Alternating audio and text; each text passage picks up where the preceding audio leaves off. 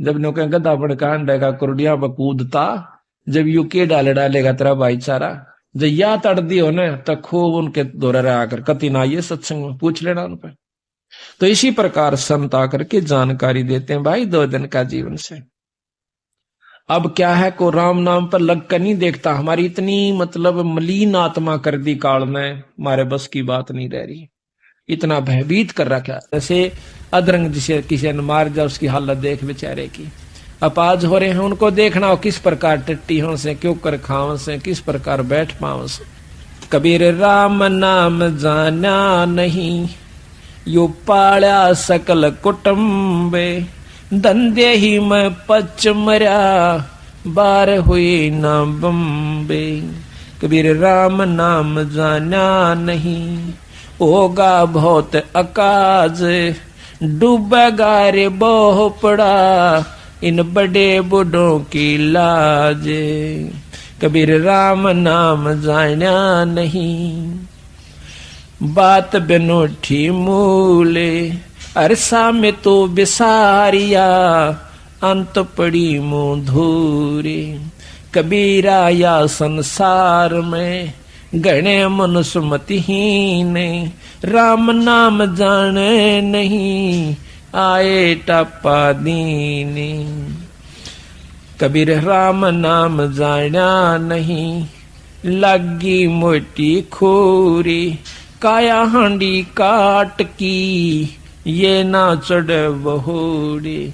अब या शरीर की यो काट की हांडी से एक बार चूल्हे पर धर लिया, यानी राम नाम पर ला गया तो ठीक से ना, या फिर दोबारा बांटना, देखिए कि ना फिर धर दूंगा इसमें खत्म हो जाएगी, बर्बाद हो जाएगी। कबीर क्या किया हम आय के, कबीर क्या किया हम आय के, कहा करेंगे जाए, इत के रहे ना उत के, चले जन्म गवाए। कबीरा वो दिन याद करे, ऊपर पग ऊपर तड़सी से, और मृत मंडल में आक तू बिसर गया जगदीश। कबीरा वो दिन याद करे, तेरे पग ऊपर से तड़सीस, मृत मंडल में आके भूल गया जगदीश। कबीरा हरि के नाम बिना ये राजा रसब हो, मट्टी लद कुमार के घास न नीर कोई। कबीर हरि के नाम बिना ये नार को करी हो, गली गली भौंकत फिरे, टोक न डाले को। या औरत आज से पटरानी हो, कुतिया की जूनी में जागी, जो ईश्वर नहीं बचती। राजा है भगवान के नाम के बिना रस्यब होगा अच्छा बड़ा खच्चर, जो दुगना माल बोरम गलवा कर चल करे। कबीरा पानी हौज का यो देखत गया बिला, ऐसे जीव तेरा जन्म जावे, दिन 10 ढोले लाए। जैसे कितना भारा जोड़ भरा हो, जो पता भी नहीं चलता, यू कद खत्म हो गया। सहज सहज सहज सहज वो 5-6 फुट रेत जैसे, और रेत दे का खत्म होते का निशान भी नहीं बनता। इसी प्रकार ये तेरा मनुष्य शरीर प्रतिदिन एक सांस बाण सा उदड़ रहा है। कबीरा सांस नगारा कूंच का और बाजत है दिन रैन, ये दिन रात यानी मौत की तरफ जान का सांस। एक सांस खत्म होया, आपकी उम्र घट गई, दूसरा गया उसमें घट गई। इसी प्रकार एक दिन गया, एक दिन के बाद हफ्ता गया, महीना गया, वर्ष गया, और वर्ष गए। अब वो दिन भी आने वाला से जिस दिन कहेंगे उठाओ भाई फूक आओ, तो कहते हैं अपनी मौत की तरफ जावे और खुश दूना हो रहा। क्यों? बच्चे बढ़ गए, जायदाद बढ़ गई, थोड़ा थोड़ा सा व्यवस्था ठीक होगी घर में रहने की। तो ईबनों कहे अग तेरे मैं न्यारी होए ना, जब हमारा बाबू ने कुछ भी ना दिया था, ये मन न्यो बना दिया, मन न्यो बना दिया, 5 किले ले लिए, एक मकान बना, चौड़ा होकर बैठा से। यू तो बना लिया, पर जो बनाने का था वो तो ना बनाया बीरा, ये तो कुछ भी ना बनाया। पाछे ने कहे वो मंदिर खाली पड़े जिनमें बसन लागे काग, जो किले बना कर चले गए। वो हवेली जिनका नाम लिया जाता था गामा में, 3-3 मंजिली बना रखी थी बड़े बड़े सेठ साहूकारा ने, आज उनमें कुतिया ब्याह से वह ढूंढ हुए बैठे से। इसी प्रकार जो व्यवस्था तू बना कर जा रहा है, ये 10-20-50-100 साल के बाद कुछ भी ना होगा, ढारा हो जाएगा। और तो फिर उस समय आगे बैठा मन माने कुत्ता बनकर और कुतिया बनकर, क्यों ममता वहीं खड़ी रहेगी, जहां आशा तहां बासा हुई, वहीं तेरे को फिर बना दिया जाएगा। अब कहते हैं कबीरा ये तन जात है, सके तो ठाहर ला, कैसे वा कर साधु की, कै गोविंद गुण गा। इसके 2 तरीके हैं और दोनों करे। कबीरा ये तन जात है, सके तो ठाहर ला, इसका बचाव है, कहते संता की सेवा करे और साथ में भगवान का गुण भी गावे। दोनों काम करने पड़ेंगे इसमें। कहते हैं कबीर ये तन काचा कुंभ था, तू लिया फिरे था साथ, और ठबका लग गया फूट गया तेरे कुछ ना आया हाथ। रोआ पीटी रह जाती है फिर कुछ नहीं से। कबीर दुनिया के धोखे मरिया, चल्या कुटुंब की काने, जब यो कुल के कर लेगा जब ले जा धुन मसान। आज ते भाईचारा क्यों कहेगा सत्संग में जा भाई, ये थोड़े मुंदे पड़े से नो कह काल तन पकड़ के टीट भी काल ले जाएगा, वो भाईचारा फूक का होगा जब के डालडा देगा तेरे ऊपर। और फिर के होगा, कबीर कुल करनी के कहारने, यो अंसा गया बिगो, और फिर यो कुल के कर लेगा जब 4 पाया का हो। जब नो कह गधा बड़का अंडेगा कुरडिया बकूदता, जब यू के डालेगा तेरा भाईचारा, जब या तड़ दी हो न तो खूब उनके दौरे आकर कति ना ये सत्संग में पूछ लेना उन पर। तो इसी प्रकार संत आकर के जानकारी देते हैं भाई 2 दिन का जीवन से। अब क्या है को राम नाम पर लग कर नहीं देखता, हमारी इतनी मतलब मलिन आत्मा कर दी काल ने, हमारे बस की बात नहीं रह रही, इतना भयभीत कर रखा है। सत साहिब जी, इस वीडियो के बनाने का उद्देश्य हमारा किसी को भी नीचा दिखाना व किसी की भावनाओं को ठेस पहुंचाने का नहीं है। इस वीडियो के बनाने का उद्देश्य हमारा संसार व समाज में बुराइयों को खत्म करना है।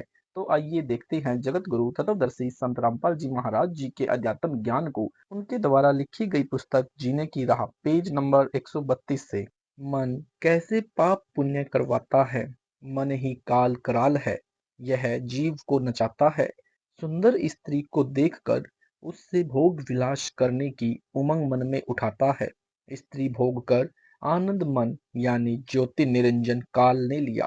पाप जीव के सिर रख दिया, यानी वर्तमान में सरकार ने सख्त कानून बना रखा है। यदि कोई पुरुष किसी स्त्री से बलात्कार करता है तो उसको 10 वर्ष की सजा होती है। यदि नाबालिग से बलात्कार करता है तो आजीवन कारागार की सजा होती है। आनंद 2 मिनट का मन की प्रेरणा से तथा दुख पहाड़ के समान, इसलिए पहले ही मन को ज्ञान की लगाम से रोकना हितकारी है। अनुराग सागर के पृष्ठ 154 का सारांश। पराये धन को देखकर मन उसे हड़पने की प्रेरणा करता है। चोरी कर जीव को दंड मिलता है, पर निंदा पर धन हड़पना यह पाप है। काल इसी तरह जीव को कर्मों के बंधन में फंसाकर रखता है। संत से विरोध तथा गुरुद्रोह यह मन रूप से काल ही करवाता है, जो घोर अपराध है।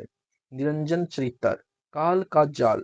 परमेश्वर कबीर जी ने बताया है कि धर्मदास, मैं तेरे को धर्म यानी धर्मराय काल का जाल समझाता हूँ। काल निरंजन ने श्री कृष्ण में प्रवेश करके गीता का ज्ञान दिया, उसको कर्म योग उत्तम बताकर युद्ध करवाया, ज्ञान योग से उसको भ्रमित किया।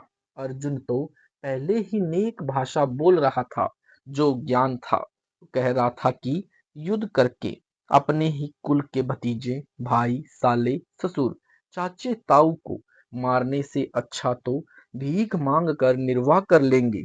मुझे ऐसे राज्य की आवश्यकता नहीं जो पाप से प्राप्त हो। उसको डरा धमकाकर, युद्ध करवाकर नरक का भागी बना दिया। ज्ञान योग का बहाना कर कर्म योग पर जोर देकर महापाप करा दिया। अनुराग सागर की पृष्ठ 155 का सारांश। धर्मदास जी ने प्रश्न किया कि हे प्रभु, आपने काल जाल समझाया, अब यह बताने की कृपा करें कि जीव को आपकी प्राप्ति के लिए क्या करना चाहिए। सतगुरु यानी कबीर जी वचन भक्त के 16 गुण यानी आभूषण। परमेश्वर कबीर जी ने कहा कि हे धर्मदास, भवसागर यानी काल लोक से निकलने के लिए भक्ति की शक्ति की आवश्यकता होती है। परमात्मा प्राप्ति के लिए जीव में 16 यानी 16 लक्षण अनिवार्य है।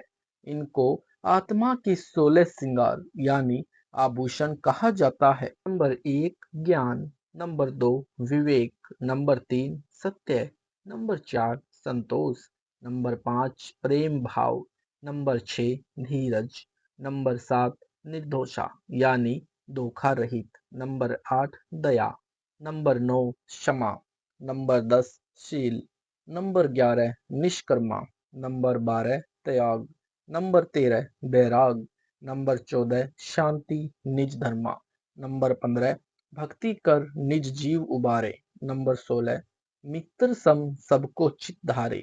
भावार्थ, परमात्मा प्राप्ति के लिए भक्त में कुछ लक्षण विशेष होने चाहिए।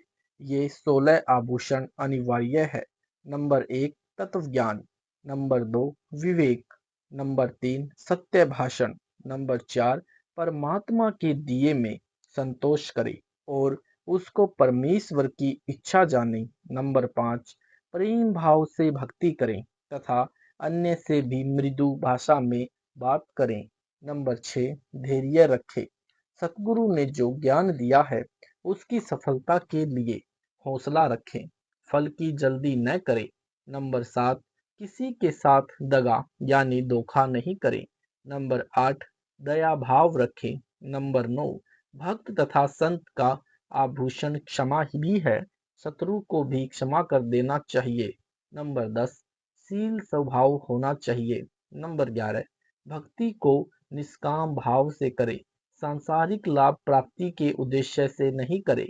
नंबर 12 त्याग की भावना बहुत अनिवार्य है। नंबर 13 वैराग्य होना चाहिए।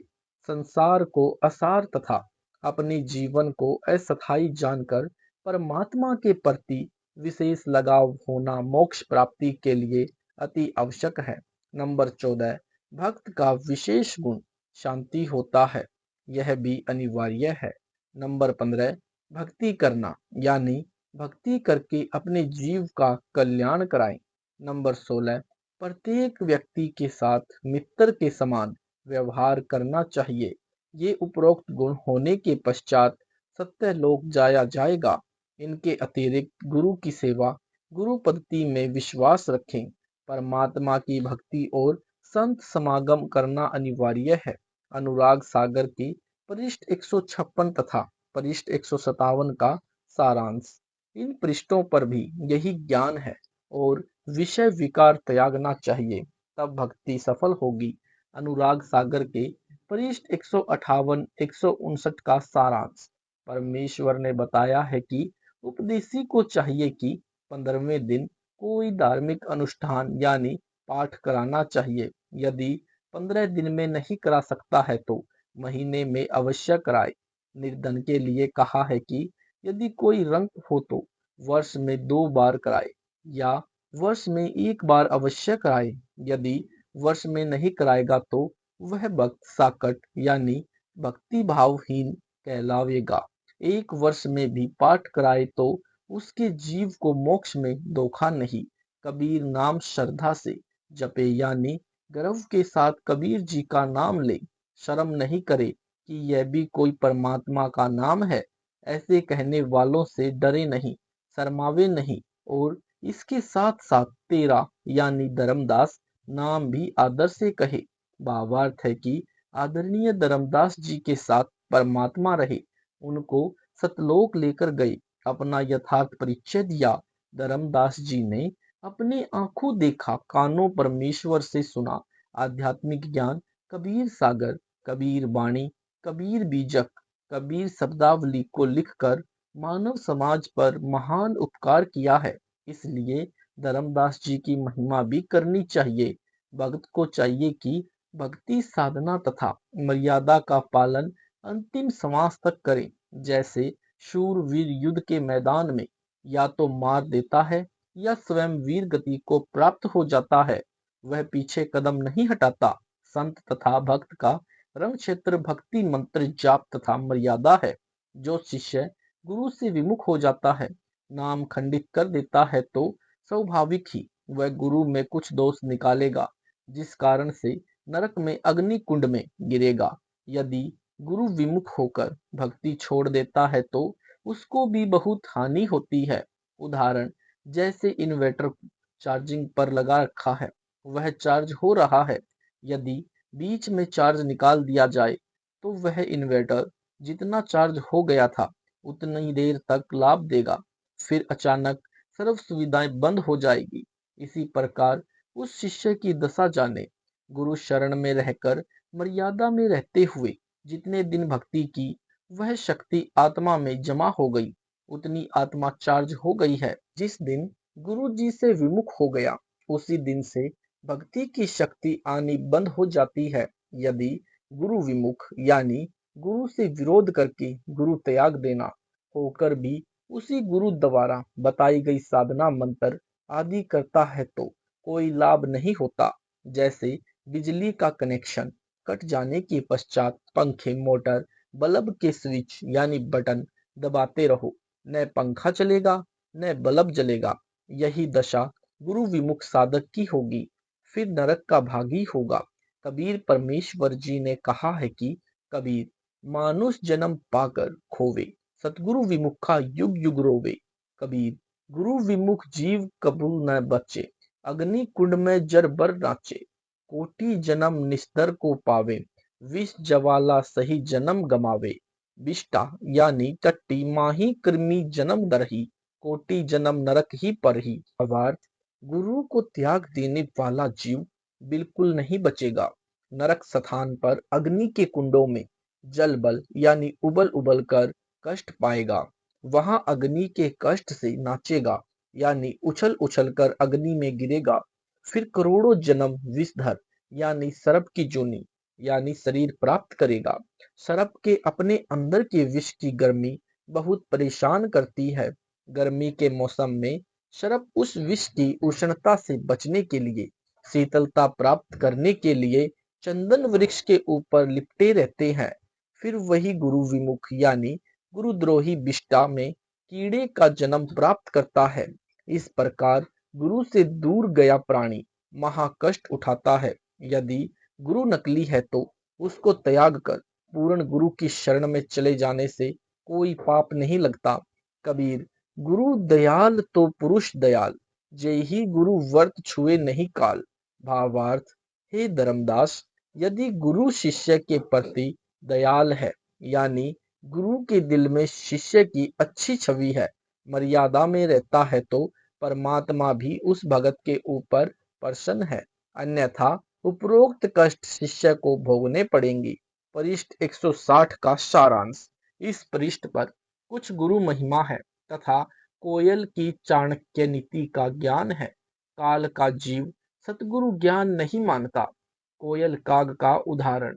कोयल पक्षी कभी अपना भिन्न घोंसला बनाकर अंडे बच्चे पैदा नहीं करती। कारण यह है कि कोयल के अंडों को कौवा खा जाता है। इसलिए कोयल को ऐसी नीति याद आई कि जिससे उसके अंडों को हानि न हो सके। कोयल जब अंडे उत्पन्न करती है तो वह ध्यान रखती है कि कहाँ पर कौवी यानी फीमेल क्रो ने अपने घोंसले में अंडे उत्पन्न कर रखे हैं।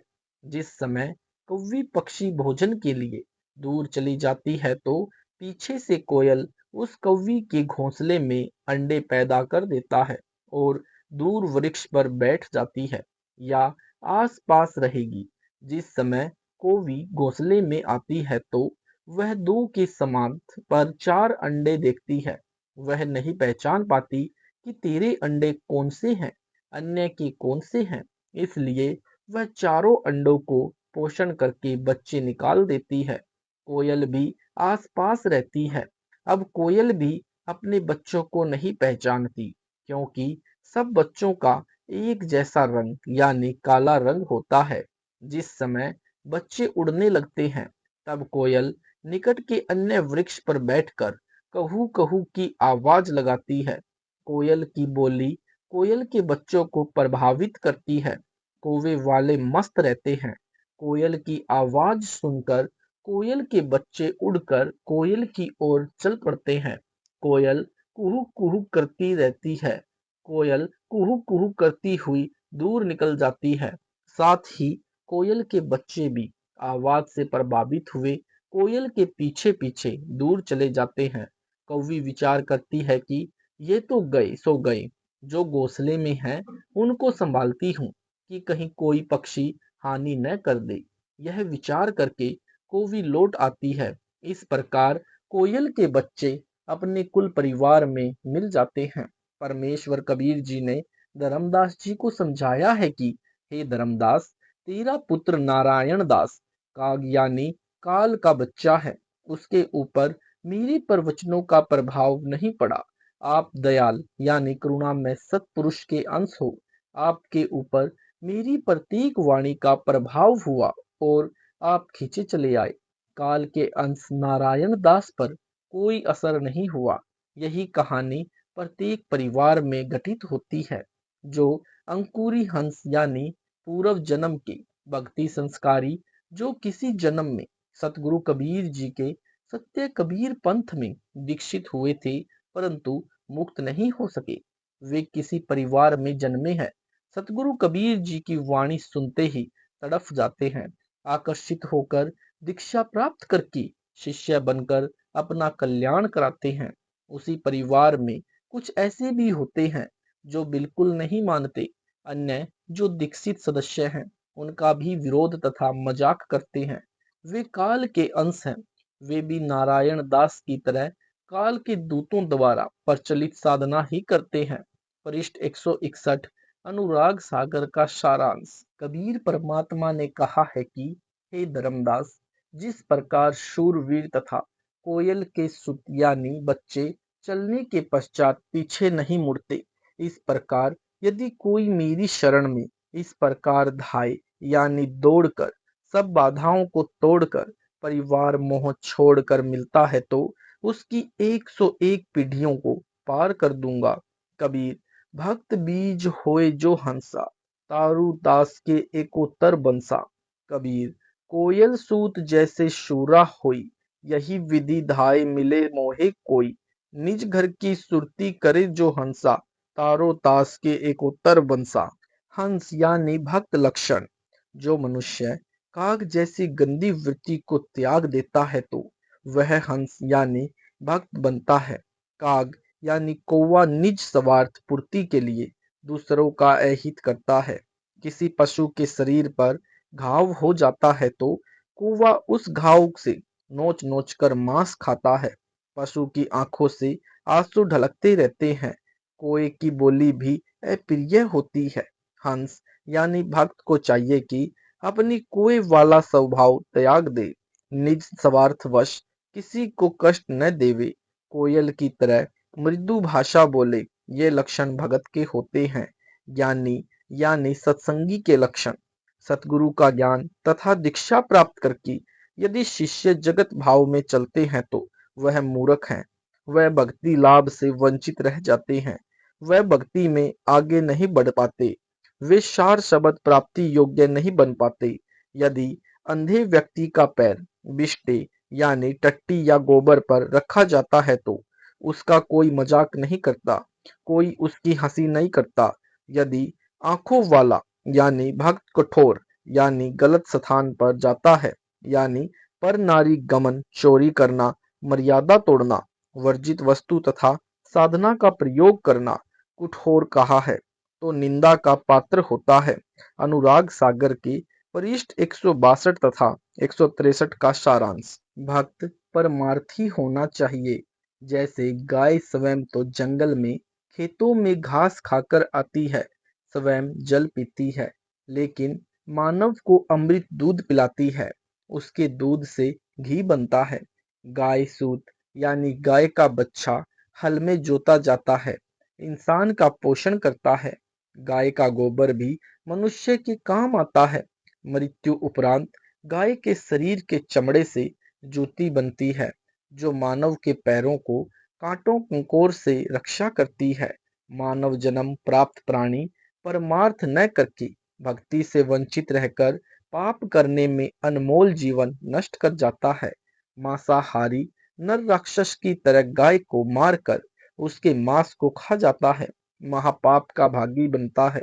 इस संबंध की परमेश्वर कबीर जी ने निम्न वाणी पढ़े। सत साहिब जी, वीडियो अच्छा लगा तो वीडियो को लाइक करें, शेयर करें, कमेंट करें। ऐसी वीडियो देखने के लिए यूट्यूब पर हमारे चैनल सतलोक इन संत रामपाल जी महाराज जी चैनल को सब्सक्राइब जरूर करें। सत साहिब जी, मिलते हैं अगली वीडियो में।